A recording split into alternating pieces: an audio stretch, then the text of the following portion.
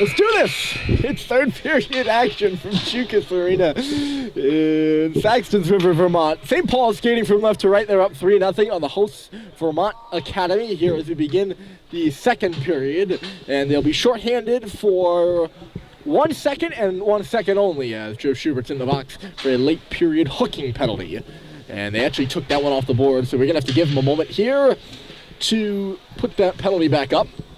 Gives me some time to, without worry, recap what's going on so far, although as soon as I say that, they're underway. So far, St. Paul's has gotten goals from Malcolm Bussey and Jack Hemp, as well as Joe Schubert, who had the goal in the second period. St. Paul scored 2 in the first, 1 in the second. In the second, Jack Hemp took a game misconduct penalty. He is out for took a hit from behind. The official call on the score sheet was boarding from behind, and that's kind of a hybrid of boarding and hit from behind, so I wasn't sure which one that is. As Stadheim came in and saw some room up high, and he's hitting himself in the head with a stick as that far corner was open on Mason Kosensky, and he just roofed it up and out of play. But yes, the penalty assessed to Hep was boarding from behind, so I'll take from that as a hit from behind, as it was more of a hit from behind than it was boarding. He was given a 5-minute major and a game misconduct for that one. So he is out for the rest of the game. Here's Cox. That'll, a hit out of the air there by Stadheim. It was with a high stick, so nobody really wants to play this. Vermont Academy will, and Schubert was right on top of Gagnon, who touched up on the puck. But yes, that'll throw off the defense pairings for the Big Red. Here's Cox walking the line. He finds Sullivan at the face-off circle. Jake Sullivan wheels back up top. Cox out wide, moving. It's Stadheim. They try to go backdoor on the play. Nobody was really home. Sullivan was creeping in. He picks it up now, actually. Here's Jake Sullivan. In the slot, comes out to the right point, plays pass with the defensive partner. That's Cox.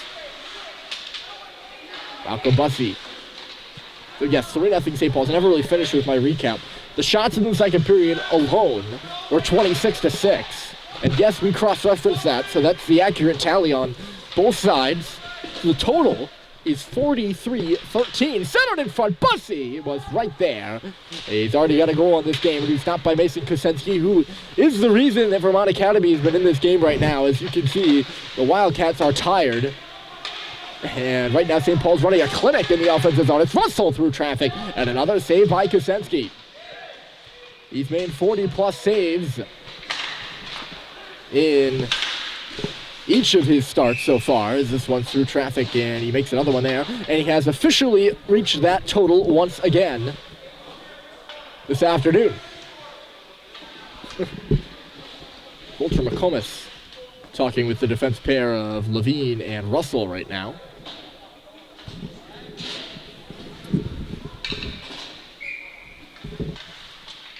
Face off to the right side. Vermont still searching for their first win on the season. They're still searching for their first goal in 8 periods now. Turnover at the blue line. They've been shut out in their last 2 games. And outscored by a margin of 23-0, I think. Here's Russell coming in. He finds Sweet in the slot, and it was turned away by Mason Kosensky again.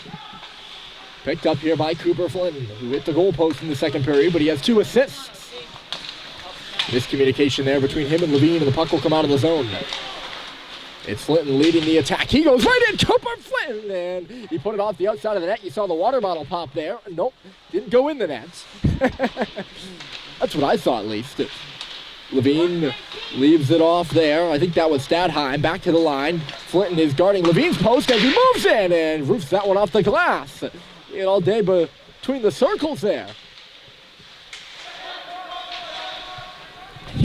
I wonder how many shots Cooper Flinton has alone.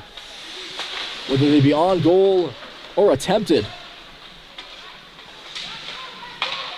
That was Sweet, sorry. Stadheim out on the ice right now. Here's Flinton, nice move to the inside. He finds Frechette all alone. Backside. Speaking not really. It's sneaking a backdoor. That was Howdy was in the middle. Kusenski had overplayed that puck, and Howdy had a wide open cage. All tied up though, never really got a shot off. As in comes Cade Cox. Cox in front, Charles Culver with the shot, and it was stopped by Kusenski. Already 7 saves here in the third period for him. The play hasn't even been down in Charlie Murphy's end at all. Gotta wonder if you're gonna see Rocco Bryant come in, possibly in this one, as it's Frechette attempting the wraparound. Bryant, the backup goaltender on the St. Paul's bench. Here's Culver. Frechette once more. Moving it. He shoots. He scores. It's the first goal of his St. Paul's career for Mick Frechette as he beats Mason Kusenski to the glove side, just underneath that glove. And St. Paul's capitalizes on what was a pressure cooker of offensive zone time. Sam Seibold might have picked up an assist on that one. If he did, that may be his first career point in a Big Red uniform. We'll have a look at that one. But nonetheless, St. Paul's leads 4-0, and congratulations to Mick on his first career goal. The defenseman, here's Seibold looking for his, and he was shut down.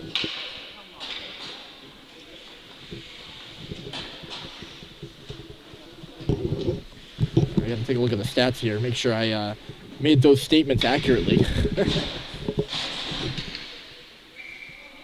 Oh, they're gonna start playing without me, aren't they?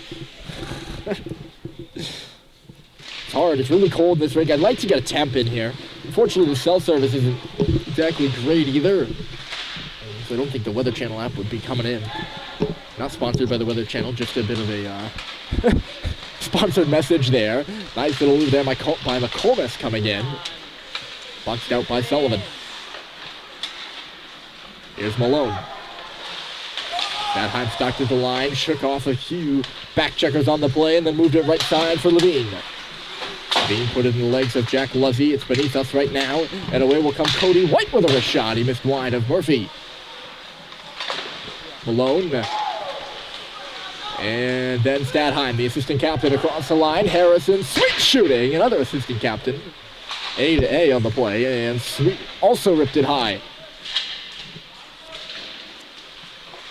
Play in the corner, Malone is working over there. There's Sweet in the middle, he shoots. Save is made by Kusenski. Again, I can't... I know it might seem silly, like St. Paul's is up 4-0. They've been dominating this game. But Mason Kusenski has been really good.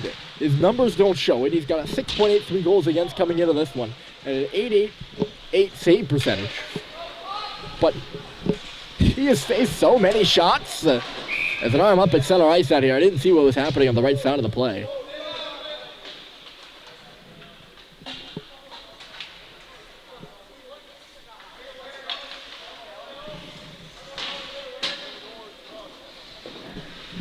Seven orange for a cross-check, that's the call. It's the first penalty to Vermont Academy. They've been on the power play 4 times, could not convert. This is the first power play for St. Paul's because it's the first penalty for VA.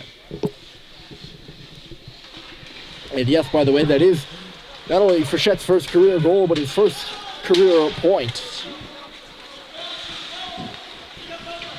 Seibold, if he does pick up an assist, that is his first career point as well. I'll check on the score sheet. I just overheard the referee below us giving it to the scorer. That's what led me to believe that he picked up an assist as well. Here comes Bussy. St. Paul's tries to get set up on the power play. 90 seconds left. And Meander getting a sweet back door. They touch it. And I think Schubert just put it off the goalpost. Kusenski was right over there, though. Impressive job of coming across. I'd like to get a height on him. He's a pretty tall guy. No heights and weights on this Vermont roster. He's not a big goaltender, but he's tall and he can move pretty well. Sweet fan on the centering pass, and Vermont will take the opportunity to clear. St. Paul's wants to get some fresh legs on the ice. They have Just under a minute left in the power play. Up ice here is Frechette. The stretch pass goes off the stick of Culver, so no icing on the play. Kosenski will touch it aside. It's tapped at right to McComas, who will clear onto the stick of Cox at center. Jake Sullivan and then Charles Culver. Nice move at the line. That'll be a zone entry for St. Paul's as Flinton the shot went off a body into the corner and then down the ice.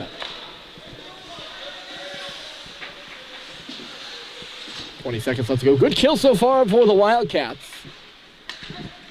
They haven't really let St. Paul's get set up or anything. St. Paul's on their power plays so far. They usually get set up at the very end, and we're seeing that happen here too, although some sort of... Cox coughed off the puck in some way, shape, or form. I didn't see what happened. Pelosa was right there to send it down, though.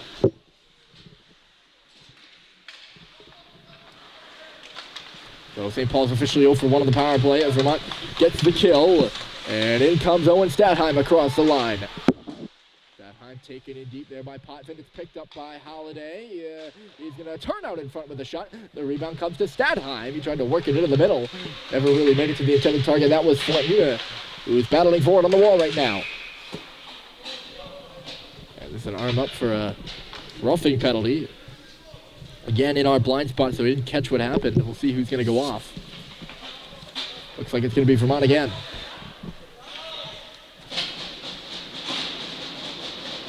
Roughing.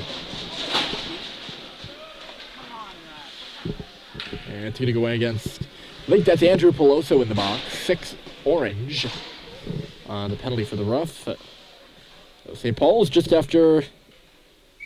Well, Vermont Academy just after killing off one penalty, they have to kill off another. And you can see they're seeming quite tired.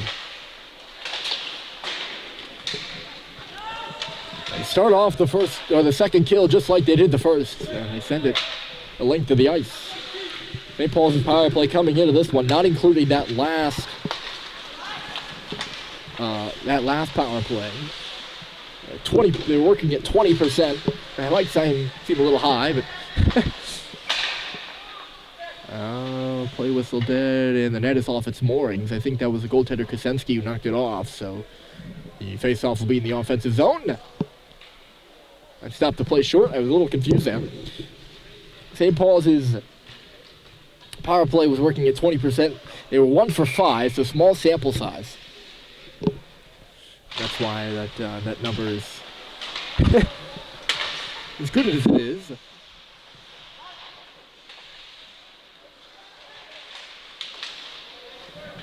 This one will squeak by Russell and back out to center.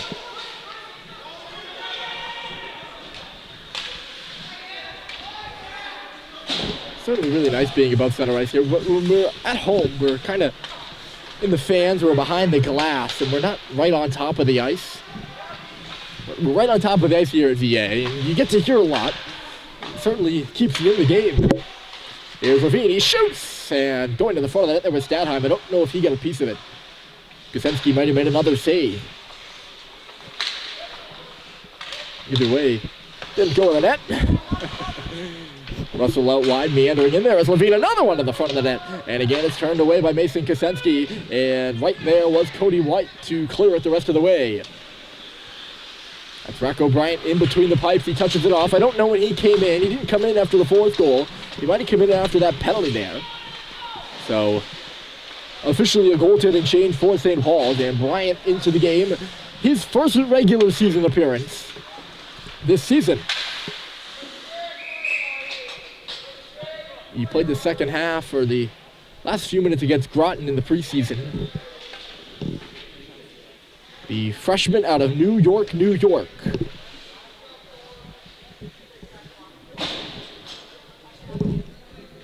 He will be in between the pipes for the Big Red for the remaining 7:26 of the game. We'll see if he faces any shots. Charlie Murphy made 13 saves. Right on goal here, and a save made by Kosenski. Murphy made 13 saves. He didn't have to make any, though, before seeing his way out here in the third. Vermont still has yet to tally a shot.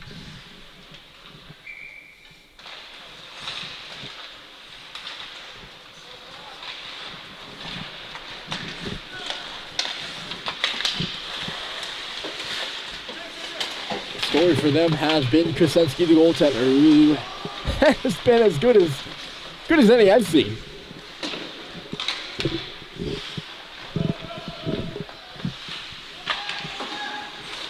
Off the wall, it bounces away from almost everyone there. It missed Sweet, the intended target, and then the sprawling Vermont player at the line couldn't keep it in the zone either.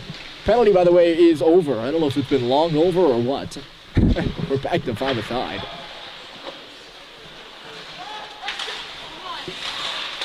Game beginning to slow down here just a bit. That's Sweet is all alone. He touches it back to his brother, who scores.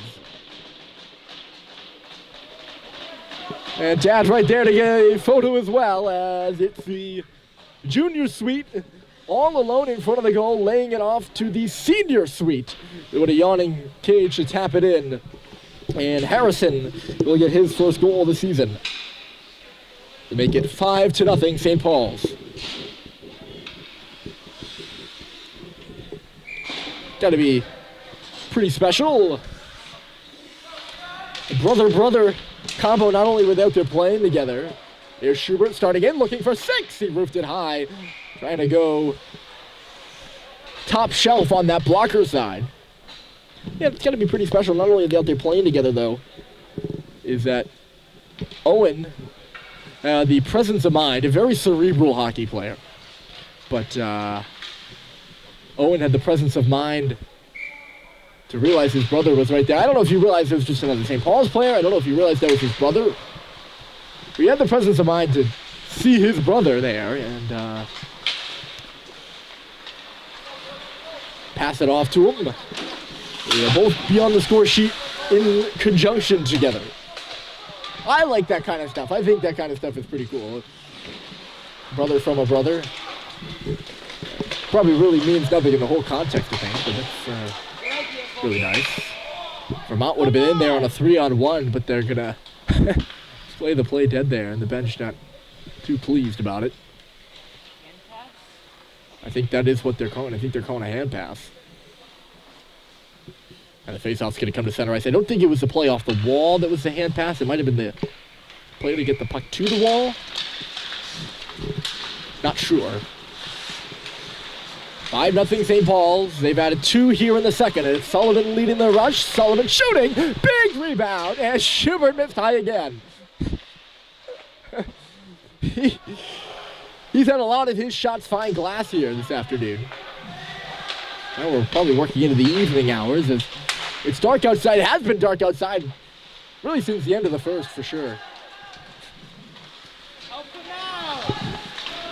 The White missed wide. They still haven't registered a shot here in the third. Yeah, it was a good opportunity there. I don't even know what you call it. It's the plastic up top here. It's kind of transparent, and you can see the sun shine through. And there's no sun shining through now. That's how I know the sun is set. Also the fact that it's pretty cold. It's been cold in here all afternoon, though, to be honest with you. I can't imagine what it's like playing a hockey game in here in January or February. Only in December, and I gotta think it's in the teens in here.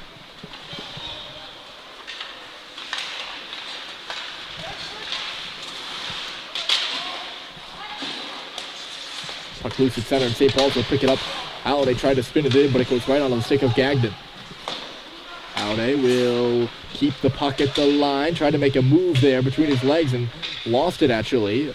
Peeled off the wall, and here's Frechette. One-timer there by Statheim, a swing and a miss. Gagnon will capitalize on the rebound and throw this one maybe just a little too hard. Icing the call, the clock stops at 3:59. If this result holds, Vermont will move to 0-5 on the season. Still looking for that elusive drought-breaking goal. St. Paul's will move to 2-1. Both teams won't play on Friday, but will play on Saturday. And St. Paul's will be at home. They'll host Proctor Academy, who plays Kimball Union today on the road. They will host Proctor. Hold on a moment. It's Halliday behind the goal. In front was Foot. He tried to get it to him. Puck was bouncing around. Flinton ends up with it nonetheless. Peloso had a check on him. Flinton off the wall, inside out, shooting. Misses the goal wide all the way around. And Frechette is unable to hold. So I thought everyone was going to have to come out. Maybe it wasn't as obvious as I thought. And offside is the call. But St. Paul's will play Proctor. A tough test for them. That's their third home game out of the 4 here in the span of 2 weeks before they head to Avon. Proctor will be the last game before the team goes to the Christmas Classic down at Avon. Always a great experience there. I know I've raved about it on broadcasts in the past, probably in the near past. There's Bryant with a good save. That's his first career save, and he stops Jack Luzzy at the side of the goal. But yes, I know I've raved about it in previous broadcasts so far this year, but very excited to go down there. Sweet drops it off for Shen. A thought. Shot through traffic. Sorry, got a little tongue-tied there. Kosenski the save and the rebound as well. But always a fun time down at Avon, and the Big Red had been into the finals last year. They fell to Gunnery. This year they'll play mostly the same teams. They played Berkshire last year instead of Kent. They still will play Tabor at Avon. Vermont will, I believe, head to Holderness. I get a double check on that one. Before going to the Brooks Pingree Holiday Tournament, I think, because this is all not stuff I have written down. This is all kind of just coming from reading up and from memory. So I might be wrong on that, and I apologize if I am. I know for certain that they will play this Saturday. And I have that written down. Stretch pass. Here's Frechette. In alone. Fits Frechette to the backhand. Stopped by Kosenski. He got the rebound. Stumbled and fell, though. Kind of kept the play alive just for a minute. That was Cox who had the breakaway pass across 2 lines. There's Russell with time. 2 Vermont Academy players collided with each other there. As Russell leaves it, Charles Culver, Sweet going to the front of the net. Culver pulls the trigger, and a save is made with the blocker. Maybe it just went wide. I think Kosenski got a piece of that. We're down to 1:40 left to go. St. Paul's 2 in the first, 1 in the second, and 2 here in the third. They put up monstrous shot totals, and Mason Kosenski, in net for Vermont Academy, has put up monstrous save totals. In the middle of the ice, that pass just ahead of Russell.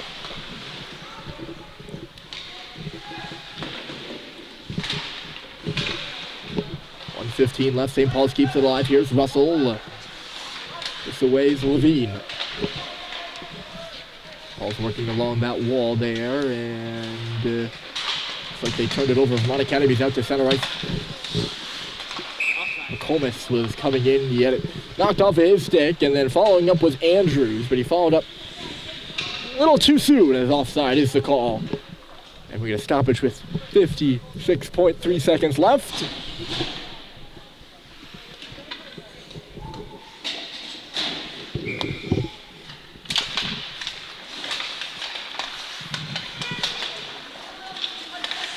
Cox spins back with it. Finding Joe Schubert on the left side. St. Paul's will traverse into the offensive zone. It's left off for Statheim. Back in low. Schubert tapped in front for Bussey. And that's the kind of saves I'm talking about. He's been making those look easy. Mason Kosenski having another fantastic stop on Malcolm Bussey, who literally at all time, he was basically just standing there on the back post, ready to tap that puck into the back of the net, and Kosenski read it well. Those are the plays. St. Paul's has had time to kind of set things up. And Mason Kosenski, he's just been reading the play specifically. Like, he read that play really well. He had a sense that was coming to Malcolm Bussey. It's been the goals that he couldn't read. Like, he could kind of read what Frechette was doing, go to the backhander there on the breakaway. Cross-ice pass. Here's Andrew Peloso left side. Checked there by Cade Cox. Cody White trying to work out of the corner. We got 6 seconds left to play. Schubert taps it out to center. He goes end over end, and the whistle blows just before the horn goes for the penalty, but I think that is going to do it. Your final score here from Saxton's River. St. Paul's defeating Vermont Academy 5-0. After 2 goals in the first period from Malcolm Bussey and Jack Hepp, Joe Schubert had the lone goal in the second. And then Harrison Sweet and Mick Frechette scored in the third. They will move on to play Proctor Academy on Saturday.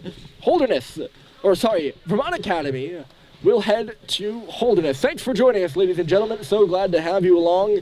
Enjoy the rest of your Wednesday evening.